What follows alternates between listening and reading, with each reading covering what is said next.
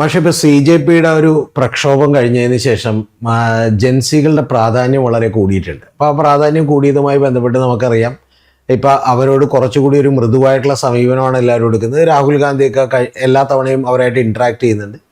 ഇപ്പോൾ കഴിഞ്ഞ ദിവസങ്ങളിൽ ഉണ്ടായിട്ടുള്ള ഒരു കാര്യം എന്ന് പറയുന്നത്, RSSൻ്റെ ചീഫായിട്ടുള്ള സർസംഘചാലകമായിട്ടുള്ള മോഹൻ ഭഗവത് തന്നെ ഇവരോട് സംവദിച്ചിരുന്നു. അപ്പോൾ സംബന്ധിച്ചപ്പോൾ അദ്ദേഹം ഒരു ക്ലീൻ ചിറ്റ് ഇവർക്ക് നൽകിയിരിക്കുന്നു എന്നുള്ളതാണ്. കാരണം സാധാരണ pro BJP Sangh Parivar cyber ഹാൻഡിലുകളും even Dharmendra Pradhan വരെയും പറഞ്ഞിരുന്നു ഇവർ രാജ്യദ്രോഹികളാണ്, ഇവർ പുറത്തുനിന്നുള്ള വിദേശ ഫണ്ടുകളുണ്ട്, ഏറ്റവും ആദ്യമേ തന്നെ ഇവരുടെ ഫോളോവേഴ്സ് മുഴുവൻ പാകിസ്ഥാനിൽ നിന്നാണ്, അതുപോലെ ജോർജ് സോറോസ് ഫണ്ട് ചെയ്യുന്നുണ്ട്, ഇങ്ങനെ പല കാര്യങ്ങളും പറഞ്ഞിരുന്നു. ഏറ്റവും ഒടുവിൽ നമുക്കറിയാലോ, ഇപ്പോൾ കേരളത്തിലുള്ള TG മോഹൻദാസ് അടക്കം വെടിവെച്ച് കൊല്ലും എന്നൊക്കെയുള്ള, അല്ലെങ്കിൽ കൊല്ലേണ്ടതാണ് ഞാൻ പ്രധാനമന്ത്രിയായാൽ എന്നുള്ളതൊക്കെ പറഞ്ഞിരുന്നു. അപ്പോൾ ആ ഘട്ടത്തിൽ യഥാർത്ഥത്തിൽ RSS ഇത്തരത്തിലുള്ള എല്ലാ പ്രചരണങ്ങളെയും തള്ളിക്കൊണ്ട് കൃത്യമായി പറഞ്ഞേക്കുന്നത് അവർ രാജ്യദ്രോഹികളല്ല. രണ്ടാമത്തെ കാര്യം, അവർ പറഞ്ഞിട്ടുള്ള ഉയർത്തിയിട്ടുള്ള കാര്യം ന്യായമായിരുന്നു. മൂന്നാമത്തേത്, ഇത്തരത്തിലുള്ള ജനകീയ പ്രക്ഷോഭങ്ങൾ ഒരു ജനാധിപത്യ സമൂഹത്തിൻ്റെ സൗന്ദര്യമാണ് എന്നുള്ളതിലേക്കാണ് പുള്ളി ടോട്ടാലിറ്റിയിൽ അത് പറഞ്ഞേക്കണം. കാരണം അതൊക്കെ സ്വാഭാവികമാണ്, അത് സൗന്ദര്യമാണ്, അതുകൊണ്ട് അത് എന്താകണമെന്നുള്ളതാണ്. അപ്പം ഞാനിതിനെ നോക്കിക്കാണുന്നത് യഥാർത്ഥത്തിൽ RSSന് കാര്യം പിടികിട്ടിയിരിക്കുന്നു, ഇതിനോട് തിരിച്ച് എതിർത്ത് നിൽക്കാൻ കഴിയില്ല എന്നാണ് വിചാരിക്കുന്നത്. അതുകൊണ്ട് RSS കൂടി നിലപാട് മാറ്റുന്നു. ഇതിനൊരു ലാഞ്ചന നമുക്ക് മോദിയുടെ കാര്യത്തിലും കണ്ടു. മോദിയും ഇത് പിടിവിട്ടു പോകുമെന്ന് മനസ്സിലായപ്പോൾ മോദി രാത്രി വന്നിട്ട് ഇത് ഒരു സാധാരണ വിഷയമല്ല, പേപ്പർ ലീക്ക്, അത് ഗൗരവമുള്ള വിഷയമാണ്, ഞാനും നിങ്ങളോടൊപ്പമാണ് എന്നുള്ളത് പറഞ്ഞിരുന്നു. അപ്പോൾ മാഷ് ഇതിനെ എങ്ങനെയാണ് ഒന്ന് നോക്കുകയാണ്? ഞാനിതിനകത്ത് കാണുന്ന ഏറ്റവും പ്രധാനപ്പെട്ട ഒരു വിഷയം ഇന്ത്യൻ രാഷ്ട്രീയത്തിൻ്റെ മാറ്റമാണ്. ശരിക്കും ഇന്ത്യൻ രാഷ്ട്രീയം മാറിക്കൊണ്ടിരിക്കുകയും ആ മാറ്റത്തിൻ്റെ വളരെ പ്രകടമായിട്ടുള്ളൊരു രൂപമാണ് ജൻസി കലാപമായിട്ട് പ്രത്യക്ഷപ്പെടുകയും പാർലമെൻറ്റ് മാർച്ച്, പാർലമെൻറ്റ് അവർക്ക് വളയാൻ പറ്റി എന്നുള്ളതാണ്. ഇന്ന് നമ്മുടെ വ്യവസ്ഥാപിത രാഷ്ട്രീയ പാർട്ടികൾക്ക് ആർക്കും അത്ര എളുപ്പത്തിൽ അത് നടപ്പിലാക്കാനായിട്ട് കഴിയില്ല എന്നുള്ളതും നമുക്കറിയാവുന്നൊരു കാര്യമാണ്. അപ്പോൾ എന്തുകൊണ്ട് അങ്ങനെ വരുന്നു എന്ന് ചോദിച്ചാൽ, ഇന്ത്യൻ രാഷ്ട്രീയത്തിലുണ്ടായിരിക്കുന്ന ഒരു മാറ്റമാണ്. ആ മാറ്റത്തെ കൃത്യമായിട്ട് കണ്ടതുകൊണ്ടാണ് മോഹൻ ഭഗവത് അതിനെ മറ്റൊരു രീതിയിൽ കാണാനായിട്ട് തീരുമാനിച്ചത്. പക്ഷേ ഗതികേടുകൊണ്ട് ഇന്ത്യയിലെ BJPക്കാർക്കോ അതേപോലെ തന്നെ സംഘപരിവാർ സംഘങ്ങൾക്കോ അത് കൃത്യമായിട്ട് മനസ്സിലാക്കാനായിട്ട് പറ്റുന്നില്ല എന്നുള്ളതാണ്. കാരണം ഈ സംഘപരിവാർ വിചാരിക്കുന്നത് പോലെ ഇനി മുൻപ് രൂപപ്പെടുത്തിയ അവരുടെ ദ്വന്ദ്വ രാഷ്ട്രീയ സമീപനം കൊണ്ട് ഇന്ത്യയിൽ മുന്നോട്ട് പോകാനായിട്ട് കഴിയില്ല. RSSും BJPയും എങ്ങനെ അധികാരത്തിൽ വന്നു എന്ന് ചോദിച്ചാൽ അതിന് കൃത്യമായിട്ട് ഉത്തരവുണ്ട്. അത് വളരെ കൃത്യമായിട്ട് അവർ ഈ മതസ്പർദ്ധത വർദ്ധിപ്പിച്ച് അപ്പുറത്ത് മുസ്ലിമിനെ സ്ഥാപിച്ച് മുസ്ലിം വിരുദ്ധത വളർത്തി അധികാരത്തിൽ വന്നതാണ്. പക്ഷേ അതിൻ്റെ കാലം കഴിഞ്ഞു. ഇനി മുസ്ലിം വിരുദ്ധതയായിട്ട് മുന്നോട്ട് പോകാനായി BJPക്ക് കഴിയില്ല, അല്ലെങ്കിൽ അതുകൊണ്ട് മാത്രം BJPക്ക് കഴിയില്ല എന്ന ഒരു സെൻസ് കൃത്യമായിട്ട് പ്രത്യയശാസ്ത്രപരമായി കാര്യങ്ങൾ വീക്ഷിക്കുന്ന അല്ലെങ്കിൽ വിലയിരുത്തുന്ന RSS നേതാക്കൾക്കുണ്ട് എന്നാണ് നമ്മൾ മനസ്സിലാക്കേണ്ടത്. അവർ മനസ്സിലാക്കുന്ന കാര്യങ്ങൾ കുറേ കഴിഞ്ഞതിന് ശേഷം മാത്രമേ RSSൻ്റെ അനുകൂലികൾ എന്ന് പറഞ്ഞ് പലയിടങ്ങളിൽ നടക്കുന്നതായിട്ടുള്ള ഈ സംഘപരിവാർ സംഘങ്ങൾക്ക് മനസ്സിലാക്കാൻ കഴിയും. മാത്രമല്ല RSS കൃത്യമായിട്ട് അയോധ്യയെ വിലയിരുത്തുന്നുണ്ട്. അയോധ്യക്കകത്ത് കയറിയിരുന്ന് കൊള്ള നടത്തിയത് സംഘപരിവാർ സംഘമാണ്. അത് വലിയൊരു പ്രശ്നമായിട്ട് അവർ വളരെ കൃത്യമായിട്ട് മനസ്സിലാക്കുന്നുണ്ട്. കാരണം അധികാരത്തിലേക്ക് വരുന്നത് ഈ അയോധ്യ വെച്ചുകൊണ്ടാണ്. രാമനാണ് അധികാരത്തിലേക്കുള്ള വഴി അവർക്ക് തുറന്നു കൊടുത്തത് എന്ന് മറ്റാരേക്കാളും നന്നായിട്ട് അവർക്കറിയാവുന്നതാണ്. ആ രാമനെ കൊള്ള ചെയ്യാനായിട്ട് വിശ്വ ഹിന്ദു പരിഷത്തിൻ്റെ നേതാക്കൾ കൂട്ടുനിന്നു എന്നുള്ളത് RSSനെ ഒരിക്കലും ക്ഷമിക്കാൻ പറ്റുന്നൊരു വിഷയമായിട്ട് എനിക്ക് തോന്നുന്നില്ല. അത്ര ഗുരുതരമായിട്ടുള്ളൊരു പ്രതിസന്ധിയിലേക്ക് ഇന്ത്യൻ രാഷ്ട്രീയം എത്തി നിൽക്കുന്ന സമയത്താണ് വളരെ ന്യായമായ, ആര് കേട്ടാലും ശരിയെന്ന് തോന്നുന്ന മധ്യവർഗ വിദ്യാർത്ഥി സമൂഹത്തിൻ്റെ ഒരു കോസ്, അവരുടെ ഒരു വലിയ വിഷയം, അവരുടെ ഒരു ഇഷ്യൂ, അത് വിദ്യാർത്ഥികൾ ഏറ്റെടുക്കുകയാണ് ചെയ്യുന്നത്. 22 ലക്ഷം വിദ്യാർത്ഥികൾ പരീക്ഷ എഴുതുന്ന നീറ്റ് പരീക്ഷ, ആ പരീക്ഷയുടെ ചോദ്യപേപ്പർ മുൻകൂട്ടി ആസൂത്രിതമായിട്ടുള്ള പദ്ധതിയിലൂടെയും വലിയ മാഫിയ നെക്സസിലൂടെയും ആ ചോദ്യപേപ്പർ ചോർത്തി കോടിക്കണക്കിന് രൂപ കൊള്ളയടിക്കുന്ന കാഴ്ച, അതിൻ്റെ വാർത്ത, അതൊക്കെ ഞെട്ടിക്കുന്നതാണ് ശരിക്കും പറഞ്ഞിട്ട്. ആ വിഷയം ഏറ്റെടുത്തിട്ട് ചെറുപ്പക്കാർ സമരത്തിൽ വരികയാണ് ചെയ്യുന്നത്. വിദ്യാഭ്യാസ മന്ത്രിയെ രാജിവെക്കണം എന്നുള്ളതായിരുന്നു അവരുടെ ഒരാവശ്യം. കാരണം വളരെ പ്രധാനപ്പെട്ട ഇത്തരത്തിലൊരു പരീക്ഷ പോലും നടത്താൻ കഴിയാത്തതായിട്ടുള്ള ഒരു വിദ്യാഭ്യാസ മന്ത്രിന് എന്തിനെ അദ്ദേഹത്തിൻ്റെ സ്ഥാനത്തിരിക്കണം എന്ന ചോദ്യം ഉയർത്തുകയും അവരതിൻ്റെ സമരം മുന്നോട്ട് പോവുകയും നടത്തുകയൊക്കെ ചെയ്ത സമയത്ത് അതിൻ്റെ ഒരു പ്രത്യേക ഘട്ടമെത്തിയ സമയത്താണ് ലക്ഷക്കണക്കിന് വിദ്യാർത്ഥികൾ എന്ത് ചെയ്യുന്നു, ആ സമരത്തിൻ്റെ ഭാഗമായി മാറും. അതിൽ പങ്കെടുത്ത വിദ്യാർത്ഥികളിൽ പലരും BJP വോട്ട് ചെയ്യുന്നവരാണ്, BJPക്കാരാണ് അവർ. പക്ഷെ അവർ BJPയുടെ കൊടി പിടിച്ച് വഴിയിലൂടെ നടക്കുന്ന ആളുകളല്ല. BJP മനസ്സുകൊണ്ട് നെഞ്ചേറ്റി അവർക്ക് വോട്ട് ചെയ്ത് മുന്നോട്ട് പോകുന്നതായിട്ടുള്ള മധ്യവർഗീയ സമൂഹത്തിൻ്റെ പ്രതിനിധികളാണ് എന്നുള്ളത് വളരെ പ്രധാനപ്പെട്ടാണ്. അവർ BJP ഗവൺമെൻറ് മാറണമെന്നോ മോദി സർക്കാർ മാറണമെന്നോ എന്ന് ആഗ്രഹിച്ചുകൊണ്ടല്ലേ അതിൻ്റെ മുന്നിലേക്ക് വന്ന് ഞങ്ങളുടെ പ്രശ്നം പരിഹരിക്കണം, അതിന് കൃത്യമായിട്ടുള്ള സംവിധാനങ്ങൾ ഉണ്ടാവണം, മേലാൽ വിദ്യാർത്ഥികൾ ഇതുപോലെ ചതിക്കപ്പെടാൻ പാടില്ല എന്ന് മാത്രമേ അവർ പറഞ്ഞു. അപ്പോഴാണ് ഇത് സർക്കാരിനെതിരെ സമരമാണ് എന്ന് പറഞ്ഞിട്ട് അവരെ രാജ്യദ്രോഹികൾ എന്ന് മുദ്രയടിച്ചു.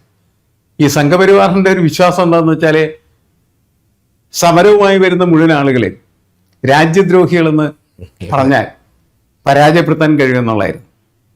അത് പൊളിഞ്ഞു. ഇനി ആ പരിപാടിയായിട്ട് മുന്നോട്ട് പോയിട്ട് കാര്യമില്ല. ഇതെല്ലാം തിരിച്ചറിയുന്ന വളരെ സയൻറ്റിഫിക്കായ ശാസ്ത്രീയമായിട്ട് ഈ കാര്യങ്ങളൊക്കെ മനസ്സിലാക്കുന്ന BJPയുടെ ഭരണത്തെ പോലും വളരെ കൃത്യമായിട്ടുള്ള രീതിയിൽ നാവിഗേറ്റ് ചെയ്യുന്ന ഒരു സംവിധാനമാണ് RSSൻ്റെ. അവർക്ക് മനസ്സിലായി.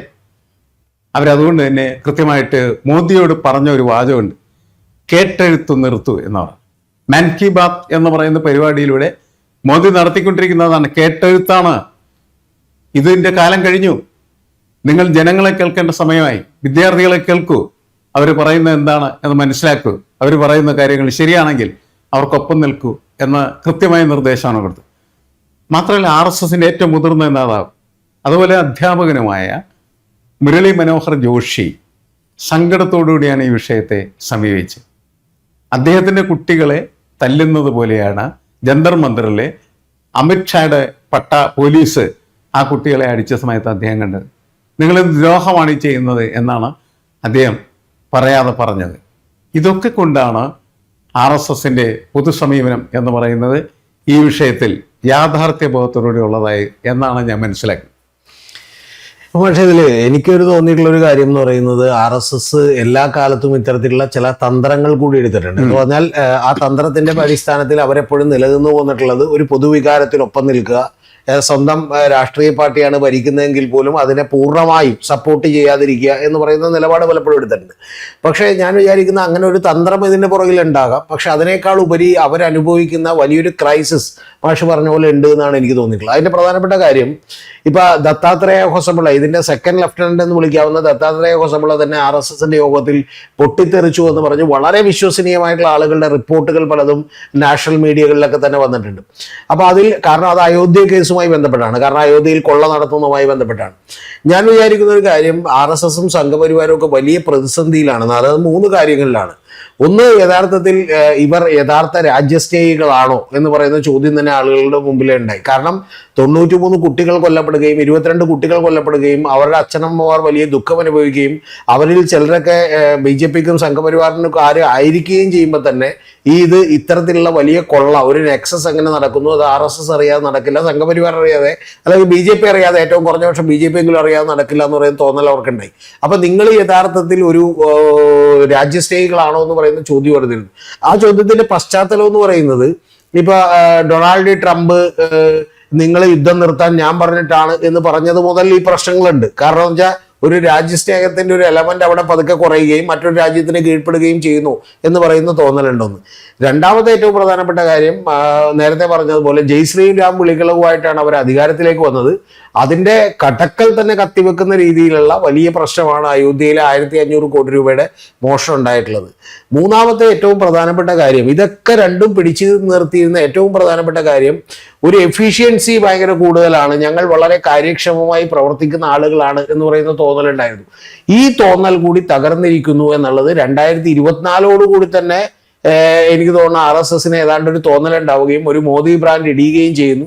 അപ്പൊ അതുകൊണ്ട് കയ്യിലുള്ള ആയുധങ്ങൾ നഷ്ടമായിരിക്കുന്നു. ഇനി പുതിയ കാര്യങ്ങൾ കൂടി കണ്ടെത്തിയേ പറ്റുള്ളൂ. അതല്ലാതെ ഇതിനെ ഒന്ന് മുഴുവനായും ചെറുത്ത് നിൽക്കുക എന്ന് പറയുന്നത് ഇനി നടപ്പുള്ള കാര്യമല്ല എന്നുള്ളത്.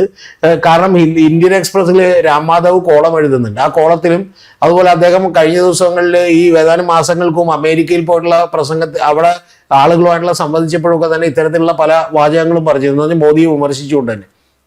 അപ്പൊ അതിന്റെ അടിസ്ഥാനത്തിൽ ഒരു വലിയ ക്രൈസിസിലാണ്. ആ ക്രൈസിസ് മറികടക്കാൻ താൽക്കാലികമായി ശരികൾക്കൊപ്പം നിന്നേ കൊണ്ടേ പറ്റൂ എന്നൊരു തോന്നൽ കൂടിയാണ് എനിക്കിതിൽ നിന്ന് വായിച്ചെടുക്കാൻ കഴിയുന്നത്. അല്ല, അത് ഏറെക്കുറെ ശരിയാണ്. കാരണം എന്ന് വെച്ചാൽ ഈ അധികാരം വേണമെങ്കിൽ കൈവിട്ട് പോയേക്കാം എന്ന സൂചന പലയിടങ്ങളിൽ നിന്നും അവർക്ക് ലഭിക്കുന്നുണ്ട്. കാരണം അവർക്ക് വളരെ ഗ്രാസ് റൂട്ട് ലെവലിൽ സംഘടനാ സംവിധാനമുള്ള ഒന്നാണല്ലോ RSS. അവർക്ക് മനസ്സിലാവുന്നതല്ലേ. അവർക്ക് മനസ്സിലാവുന്നത് പൊതുസമൂഹം കഴിഞ്ഞ ദിവസം മനസ്സിലാക്കിയത് എങ്ങനെയാണ്? ബീഹാറിലെ ഉപതെരഞ്ഞെടുപ്പിലൂടെ. ബീഹാറിലെ ഉപതെരഞ്ഞെടുപ്പിൽ BJPയുടെ പരാജയം എന്ന് പറയുന്നത് BJPയെ ഞെട്ടിപ്പിക്കേണ്ടതാണ്. RSSന് ഞെട്ടലുണ്ടായിട്ടില്ല. കാരണം വെച്ചാൽ അവരത് മുൻകൂട്ടി കണ്ടതാണ് ഇത് സംഭവിക്കാൻ സാധ്യതയുണ്ട്.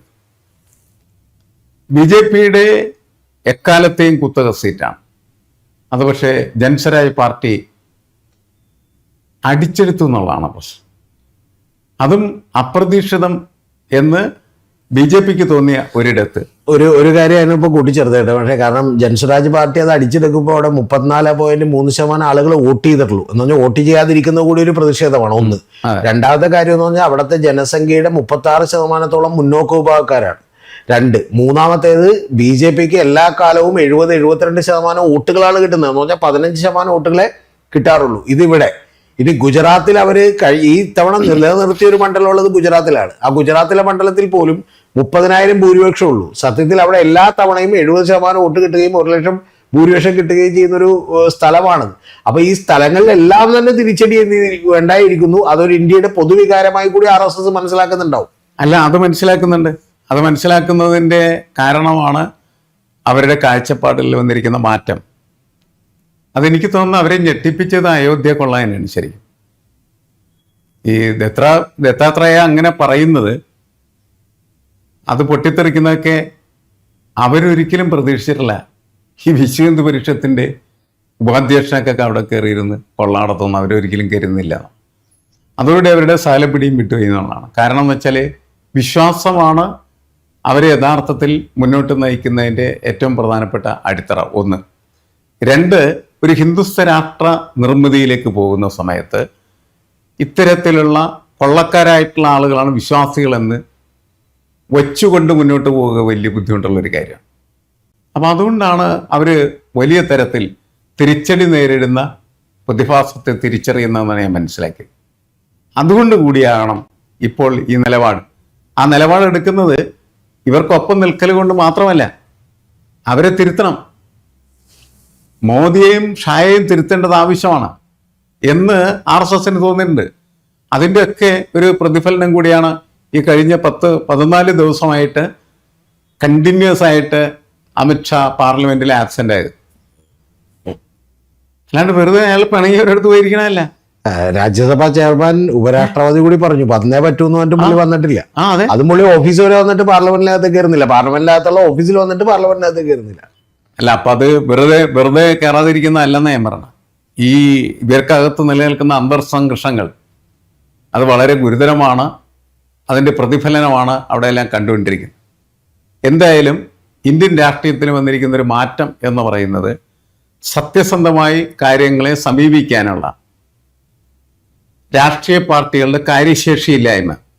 ഇപ്പോൾ കോൺഗ്രസ് ആയാലും അതേപോലെ തന്നെ കമ്മ്യൂണിസ്റ്റ് പാർട്ടികളൊക്കെ ആയിക്കഴിഞ്ഞാലും സത്യസന്ധമായിട്ട് പ്രശ്നങ്ങളെ സമീപിക്കുന്ന ഒരു രീതിശാസ്ത്രം അവർക്കില്ല. അത് BJPക്കുമില്ല എന്ന് തെളിഞ്ഞു കഴിയുമ്പോൾ പിന്നീട് സമൂഹം എന്ത് ചെയ്യും? സമൂഹത്തിൻ്റെ സ്വന്തം മാർഗം തേടും. ആ സമൂഹത്തിന്റെ സ്വന്തം മാർഗം തിരഞ്ഞെടുക്കുന്ന രീതിയുടെ തുടക്കമാണ് ജൻസി കലാപത്തിൽ യഥാർത്ഥത്തിൽ ജനങ്ങളും അതേപോലെ തന്നെ വിദ്യാർത്ഥികളും പ്രതീക്ഷിക്കുന്നതെന്നാണ് എനിക്ക് തോന്നുന്നത്. അതാണ് പ്രശ്നം. അതൊരു നമ്മൾ പറയുന്ന പുതിയ കാലത്തെ രാഷ്ട്രീയത്തിന്റെ കൂടി ഒരു ഫ്ലാഗ് ഐറ്റമായിട്ട് മാറിത്തീരുന്നുണ്ട്. കാരണം പുതിയ കാലത്തെ രാഷ്ട്രീയം എന്ന് പറയുന്നത് മൾട്ടിറ്റ്യൂഡിന്റെ പൊളിറ്റിക്സാണ്, ജനസഞ്ചയ രാഷ്ട്രീയം എന്ന് പറയും. ആ ജനസഞ്ചയ രാഷ്ട്രീയത്തിന് ആരോടും പ്രത്യേക പ്രതിബദ്ധതയൊന്നുമില്ല. ഒരു പാർട്ടിയോട് പ്രത്യേക പ്രതിബദ്ധത പാർട്ടി പറഞ്ഞാൽ പിൻവാങ്ങും. പാർട്ടിയുടെ ഒപ്പമല്ല ഒരു പാർട്ടിയുടെ ഒപ്പമല്ല. സമൂഹത്തിലൊരു വിഷയം വരുന്നു, ആ വിഷയം എങ്ങനെ പരിഹരിക്കും? മോദിക്കെതിരെ അതിശക്തമായിട്ട് അവർ കലാപഴിച്ചു വിടുന്നുണ്ടല്ലോ. ഇങ്ങനെ പരീക്ഷകൾ കൊള്ളയടിക്കപ്പെടുന്നത് അതിൻ്റെ പ്രധാനപ്പെട്ട കാരണം എന്താണ്? നിങ്ങളെപ്പോലെയുള്ള നേതാക്കളാണ് എന്നാണ് പറയുന്നത്. വ്യാജ സർട്ടിഫിക്കറ്റ് അതവർ ഉയർത്തി കാണിക്കുന്നുണ്ട്. എൻ്റെ സർട്ടിഫിക്കറ്റ് ഇതാണ് എന്ന് പറഞ്ഞ് അവരുടെ സർട്ടിഫിക്കറ്റ് കാണിക്കുന്നുണ്ട്. പ്രധാനമന്ത്രി നരേന്ദ്രമോദിയോട് നിങ്ങളുടെ സർട്ടിഫിക്കറ്റ് എവിടെ എന്നാണ് ചോദിക്കുന്നത്. അത് ഇതുവരെയും കാണിക്കാൻ അദ്ദേഹത്തിന് പറ്റിയിട്ടില്ല, ഇനിയും പറ്റുന്നില്ല എന്ന് പറഞ്ഞാൽ അദ്ദേഹം ഒരു വ്യാജ നിർമ്മിതിയാണ് വിദ്യാഭ്യാസ രംഗത്തെ പരിശോധിച്ചാൽ. അത്തരത്തിലുള്ള വ്യാജന്മാർ നാട് ഭരിച്ചാൽ അവിടെ എങ്ങനെയാണ് സത്യസന്ധമായിട്ടുള്ള പരീക്ഷകൾ നടക്കുക എന്ന് പറയുന്ന ചോദ്യവും കൂടി യഥാർത്ഥത്തെ എന്ത് ചെയ്യുന്നുണ്ട്, ഉയർന്നു വരുന്നുണ്ട് എന്നുള്ളതാണ്. പഴയകാലത്ത് നമ്മളെ പല നേതാക്കളും 6ാം ക്ലാസ്സും 8ാം ക്ലാസ്സും ഒക്കെ പഠിച്ചവരാണെന്ന് പറഞ്ഞിരുന്നത്. പക്ഷെ അവർക്ക് സർട്ടിഫിക്കറ്റ് ഉണ്ടായിരുന്നു 6ാം ക്ലാസ്സിൻ്റെ 8ാം ക്ലാസ്സിൽ. അവരൊരിക്കലും ഞങ്ങൾ BA കാരാണ്, MA കാരാണ്, അല്ലെങ്കിൽ PhD കാരാണെന്ന് പറഞ്ഞ് വ്യാജ സർട്ടിഫിക്കറ്റ് ഉണ്ടാക്കി നടന്നിരുന്നില്ല എന്നുള്ള പുതിയ കാലം. പക്ഷേ വ്യാജ സർട്ടിഫിക്കറ്റുകളുമായി നടക്കുന്ന നേതാക്കളുടെ കൂടി കാലം കൂടിയാണ്. അതുകൊണ്ട് തന്നെ ഇക്കാര്യത്തിൽ RSS എടുക്കുന്ന നിലപാടെന്ന് പറയുന്നത് കൃത്യമായിട്ടുള്ള സമൂഹത്തിൻ്റെ പൾസ് അറിഞ്ഞുകൊണ്ടുള്ള നിലപാടാണ്. ഈ നിലപാടെടുത്തില്ലെങ്കിൽ ഭാവിയിൽ തങ്ങൾ കൂടി ജനങ്ങൾക്കെതിരായിട്ട് മാറുന്നൊരു സ്ഥിതി ഉണ്ടാവും എന്ന ഒരു വിശ്വാസം അവർക്കുണ്ടെന്നാണ് എനിക്ക് തോന്നുന്നത്.